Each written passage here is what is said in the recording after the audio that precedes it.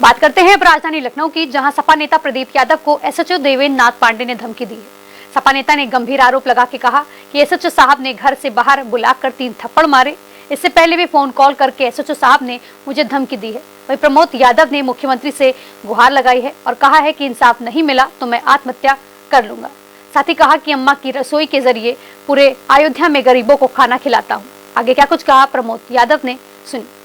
कल अपने घर पे था और खाना खा रहा था, तब तक जो है एसओ साहब का फ़ोन आया और बोला कि आप चुनाव में दारू बांट रहे हो। मैंने उनको अवगत कराया, सर ऐसी कोई बात नहीं है, मैं अपने घर पे हूँ, ऑन कैमरा हूँ, आप चेक कर सकते हो। बोले नहीं, जब से आप जो है अखिलेश जी के गोद से आए हुए तब से जो है तुम्हारी हरकत ज़्यादा बढ़ गई है। और ऑडियो आपने सुना होगा किस तरीके से कहा मिट्टी में आप तुमको मिला दूंगा मैं, और हमारी माता जी का जो है तरह तरह की गाली दी। बताइए, मेरी माता जी इस दुनिया में नहीं है और हम लोग समाज सेवा के रूप में काम करते हैं और पूरे ज़िले में हमारा अम्मा की रसोई चलती है, जो 2 साल से गरीब मजदूर असहाय को का पेट भरने का काम करती है और 14 बच्चे अनाथ हैं और तमाम जो सामाजिक सेवा हम लोग करते रहते हैं, किसी पार्टी के बैनर तले नहीं।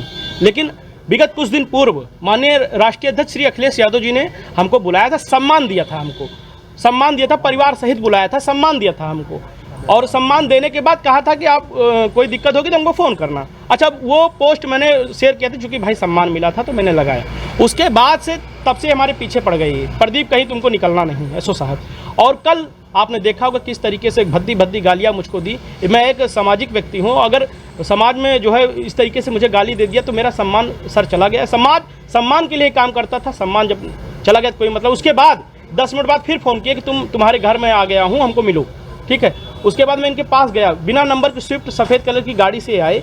बोला तुमको, उनकी माँ की गाली दिया, बोला तुमको अखिलेश बुला लेंगे, बचा लेंगे, अखिलेश तुमको बचाएंगे, लगाओ तुम्हारी जितनी औकात है। अब तुमको फिर 3 थप्पड़ मुझको मारा वहीं पे झील में बुला करके, 3 थप्पड़ मार के गए। बोले तुम्हारी ऐसी तैसी कर दूंगा, हमारे समधी भी विधायक हैं। तो इस तरीके से मुझे आप ही से क्यों, मिल्कीपुर में और भी लोग थे जैसे हम जिला पंचायत सदस्य, हमारी पत्नी जिला पंचायत सदस्य हैं, ठीक है, और जनता ने जो है हजारों वोट से जिताया था।